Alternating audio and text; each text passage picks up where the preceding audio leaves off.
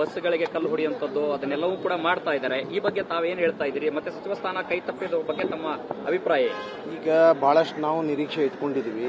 ಖಂಡಿತವಾಗಿ ಕೂಡ ಅನುಕೂಲ ಆಗ್ತದೆ, ಈ ಬಾರಿ ಆ ಭಾಗಕ್ಕೆ ಒಂದು ಅವಕಾಶ ಕೊಡ್ತಾರೆ ಅನ್ನೋಂಥ ನಿರೀಕ್ಷೆ ಇತ್ತು. ಅನೇಕ ಬಾರಿ ಕೂಡ ನಾನು ನಿಮ್ಮ ಮಾಧ್ಯಮಗಳ ಮುಖಾಂತರ ಕೂಡ ಕೇಳ್ಕೊಂಡಿದ್ದೀನಿ. ಆದರೆ ಅಂತಿಮವಾಗಿ ಹೈಕಮಾಂಡ್ ಏನು ತೀರ್ಮಾನ ತಗೊಳ್ತದೆ ಅದಕ್ಕೆಲ್ಲ ನಾವು ತಲೆ ಬಾಗಬೇಕಾಗ್ತದೆ. ಖಂಡಿತವಾಗಿ ಕೂಡ ಹೈಕಮಾಂಡ್ ಏನು ನಿರ್ಧಾರ ತೆಗೆದುಕೊಂಡಿದೆ ಅದಕ್ಕೆ ನಾವು ತಲೆಬಾಗಿದ್ದೀವಿ ಮತ್ತು ಪ್ರಾಮಾಣಿಕವಾಗಿ ಕೂಡ ನಾವು ಮುಂದೆ ಪಕ್ಷದ ಸಂಘಟನೆಯಲ್ಲಿ ತೊಡ್ಕೊಂಡು ಕೆಲಸ ಮಾಡ್ತೀವಿ. ಮತ್ತು ಎಲ್ಲೋ ಒಂದು ಕಡೆ ನಾನು ಈಗ ನಿಮ್ಮ ಮಾಧ್ಯಮಗಳ ಮುಖಾಂತರ ಕೂಡ ಕೇಳ್ತಾ ಇದ್ದೀನಿ, ಎಲ್ಲೋ ಒಂದು ಕಡೆ ಅವರಲ್ಲಿ ಸ್ವಲ್ಪ ಥರದ ಗಲಾಟೆ ಕಲ್ಲೆಸೆಯುವಂಥದ್ದೆಲ್ಲ ಮಾಡ್ತಾ ಇದ್ದಾರೆ.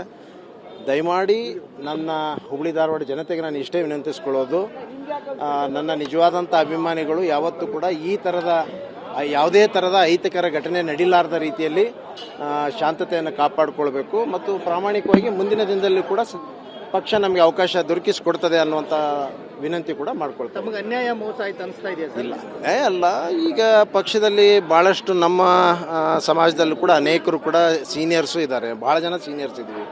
ನಮ್ಮ ಭಾಗದಲ್ಲಿ ಏನಿದೆ ಆ ಭಾಗದಲ್ಲಿ ವಿಶೇಷವಾಗಿ ಮುಂಬೈ ಕರ್ನಾಟಕದಲ್ಲಿ ಸುಮಾರು 30-32 ವರ್ಷದಿಂದ ಆ ಭಾಗಕ್ಕೆ ಅವಕಾಶ ಸಿಕ್ಕಿಲ್ಲ ಅನ್ನುವಂಥದ್ದು ಬೇಡಿಕೆ ಇಟ್ಟಿದ್ವಿ.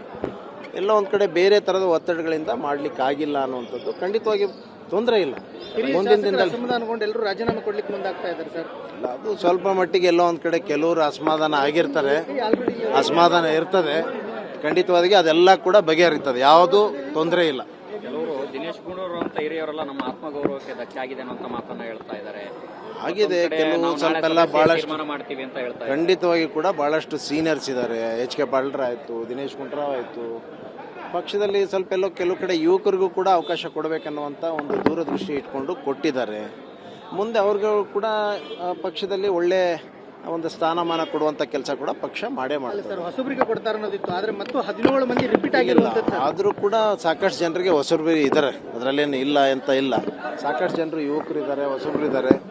ಖಂಡಿತವಾಗಿ ಕೂಡ ಏನು ಸಣ್ಣ ಪುಟ್ಟ ಯಾವುದೇ ಸಂಪುಟ ಆದಾಗ ಸಣ್ಣ ಪುಟ್ಟ ಭಿನ್ನಾಭಿಪ್ರಾಯಗಳಿರ್ತಾವೆ, ಅದನ್ನೆಲ್ಲ ಪಕ್ಷ ಸರಿದೂಗಿಸ್ತದೆ. Thank you. ಬಸ್ಗಳಿಗೆ ಕಲ್ಲು ಹೊಡೆಯುವಂಥದ್ದು ಅದನ್ನೆಲ್ಲವೂ ಕೂಡ ಮಾಡ್ತಾ ಇದ್ದಾರೆ. ಈ ಬಗ್ಗೆ ತಾವೇನು ಹೇಳ್ತಾ ಇದ್ದೀರಿ? ಮತ್ತೆ ಸಚಿವ ಸ್ಥಾನ ಕೈ ತಪ್ಪಿದ ಬಗ್ಗೆ ತಮ್ಮ ಅಭಿಪ್ರಾಯ? ಈಗ ಬಹಳಷ್ಟು ನಾವು ನಿರೀಕ್ಷೆ ಇಟ್ಕೊಂಡಿದ್ದೀವಿ. ಖಂಡಿತವಾಗಿ ಕೂಡ ಅನುಕೂಲ ಆಗ್ತದೆ, ಈ ಬಾರಿ ಆ ಭಾಗಕ್ಕೆ ಒಂದು ಅವಕಾಶ ಕೊಡ್ತಾರೆ ಅನ್ನೋಂಥ ನಿರೀಕ್ಷೆ ಇತ್ತು. ಅನೇಕ ಬಾರಿ ಕೂಡ ನಾನು ನಿಮ್ಮ ಮಾಧ್ಯಮಗಳ ಮುಖಾಂತರ ಕೂಡ ಕೇಳ್ಕೊಂಡಿದ್ದೀನಿ. ಆದರೆ ಅಂತಿಮವಾಗಿ ಹೈಕಮಾಂಡ್ ಏನು ತೀರ್ಮಾನ ತಗೊಳ್ತದೆ ಅದಕ್ಕೆಲ್ಲ ನಾವು ತಲೆ ಬಾಗಬೇಕಾಗ್ತದೆ. ಖಂಡಿತವಾಗಿ ಕೂಡ ಹೈಕಮಾಂಡ್ ಏನು ನಿರ್ಧಾರ ತೆಗೆದುಕೊಂಡಿದೆ ಅದಕ್ಕೆ ನಾವು ತಲೆಬಾಗಿದ್ದೀವಿ ಮತ್ತು ಪ್ರಾಮಾಣಿಕವಾಗಿ ಕೂಡ ನಾವು ಮುಂದೆ ಪಕ್ಷದ ಸಂಘಟನೆಯಲ್ಲಿ ತೊಡ್ಕೊಂಡು ಕೆಲಸ ಮಾಡ್ತೀವಿ. ಮತ್ತು ಎಲ್ಲೋ ಒಂದು ಕಡೆ ನಾನು ಈಗ ನಿಮ್ಮ ಮಾಧ್ಯಮಗಳ ಮುಖಾಂತರ ಕೂಡ ಕೇಳ್ತಾ ಇದ್ದೀನಿ, ಎಲ್ಲೋ ಒಂದು ಕಡೆ ಅವರಲ್ಲಿ ಸ್ವಲ್ಪ ಥರದ ಗಲಾಟೆ ಕಲ್ಲೆಸೆಯುವಂಥದ್ದೆಲ್ಲ ಮಾಡ್ತಾ ಇದ್ದಾರೆ.